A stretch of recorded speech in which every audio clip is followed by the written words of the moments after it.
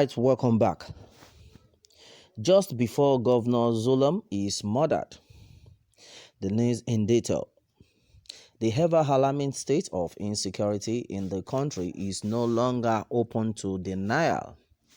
We no longer continue to buck past as this is no longer fashionable. We have come to a point where it is clear that we are not winning the war against insurgency or banditry. We have to address these issues devoid of any form of sentiment, be they ethnic or religious. Truth is that whatever strategies we have been adopting all these years, especially under the present administration of President Muhammadu Buhari, have been woeful. Anything short of this would simply fly in the face of common sense and therefore unacceptable. On Sunday, November 29, a mass burial was conducted for victims of Boko Haram's recent most insane onslaught in Borno, during which over 60 rice farmers were killed the previous day, Saturday. The attackers tied up the agricultural laborers working in rice field and slit their throats near Maiduguri. Alright, the governor of Borno State, Babagana Zulum, who attended the victims' funeral on Sunday, summed the dilemma facing the people of his state when he said our people are in very difficult situations. They are in two different extreme conditions. In one side, if they stay at home, they may be killed by hunger and starvation. On the other, they go out to their farmland and risk getting killed by the insurgents. This is very sad.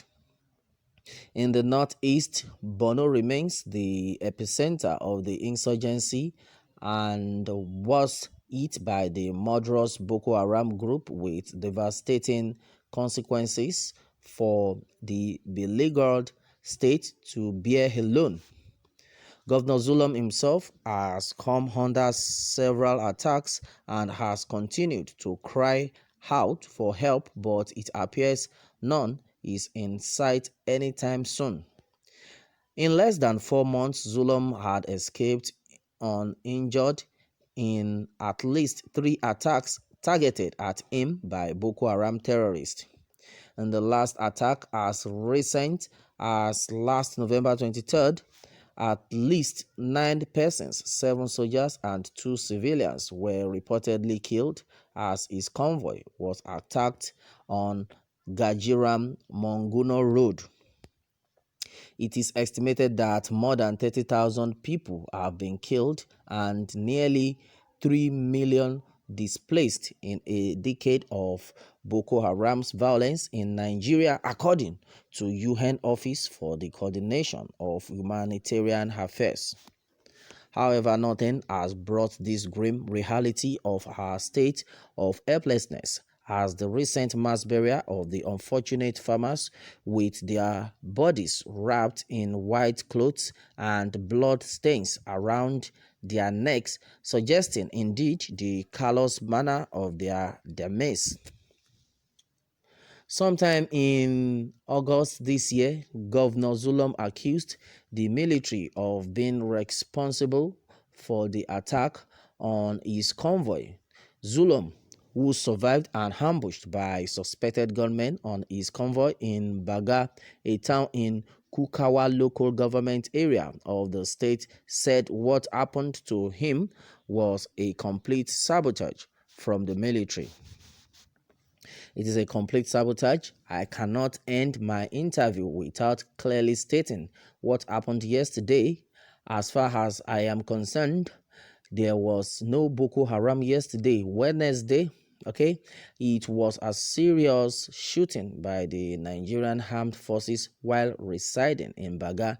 The situation is very embarrassing. The governor's statement underscores the disturbing security situation in Borno. His statement suggests either sabotage by some soldiers or poor communication between the soldiers in Mr. Zulum's convoy and those on the ground in Baga who shot at the convoy. Whatever may be the case, whether it was a case of communication gap between the convoy and the military or a case of sabotage, as alleged by the governor, what is clear is that we are not winning their war.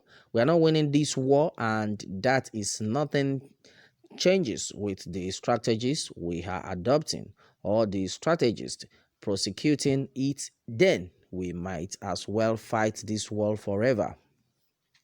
Last Monday, former theater commander of Operation Lafia Dole, Major General Olusegun Adeniyi, was convicted by a military court martial sitting in Abuja. The tribunal found Adeniyi guilty of violating military social media guidelines and ordered his demotion by at least 3 years.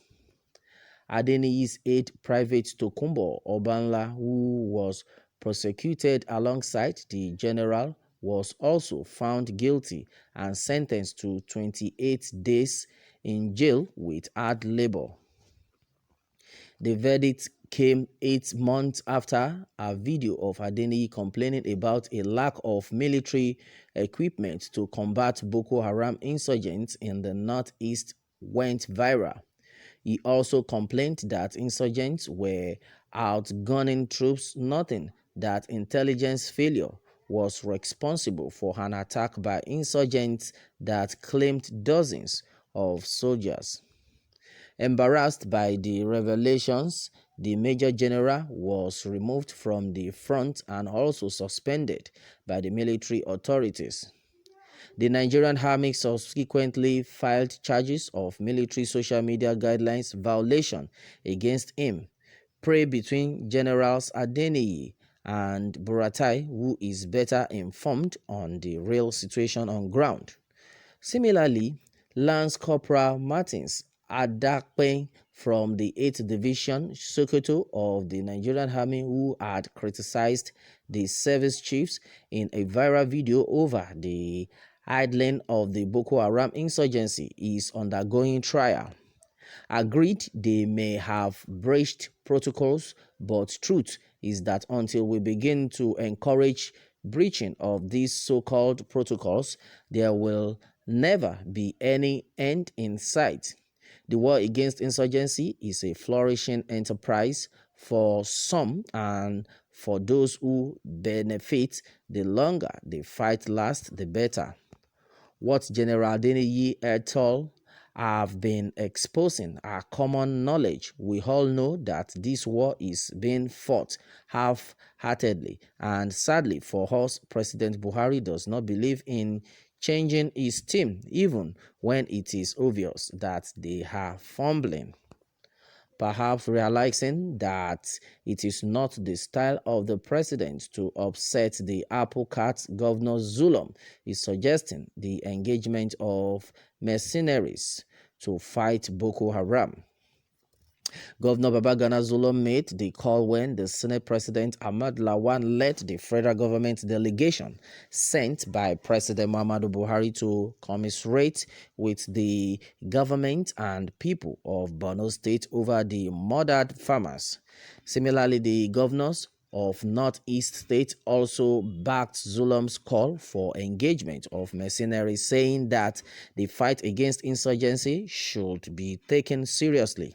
There have been several calls by the National Assembly and other well-meaning Nigerians on the president to allow his long overdue for retirement service chiefs to bow out. As things stand now, it is only our rather obstinate president who sees things differently. The president owes it a duty to explain to us why he has stuck to his tragedy that is not working.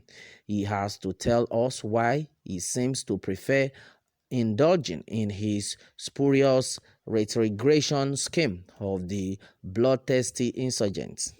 For Zulum, a governor after the hearts of many Nigerians, it has been 3 or more times lucky. He has continued to deliver to his people and has been embarking on legacy projects that would outlive him.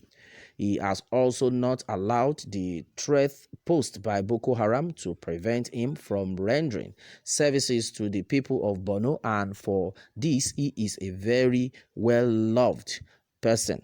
Okay, at a totally destabilized cerebral politician who has exhibited so much qualities that put him in good stead for high responsibilities to the nation, it will amount to monumental waste if eventually he is killed by his group. It is easy to dismiss this, but the fact that he has been caught in crossfires in the past is enough reason to tell everyone that Boko Haram will stop at nothing to get at him. Everything possible should be done to ensure this is not done, and not wait afterwards to send delegations on condolence visit. All right, that is serious, and this had been said so far. Well, a lot of people have reacted to this, and it has been said that, well, I don't know why the North will continue to make Nigeria believe that Boko Haram is a national problem. Northerners are mostly Muslims, and Boko Haram members are true believers of Muslims' ideas. So what makes it Southerners' problem? If Islamic ideas is in crisis, they should rewrite the Quran in both Old and New Testament like the Christian Bible, with many authors after a lot of moderation. A book that was written in the primitive era can never be used as a guide for this modern society. All right, that has been said so far on this one. Well, the good Lord will continue to protect his people. That is our prayer.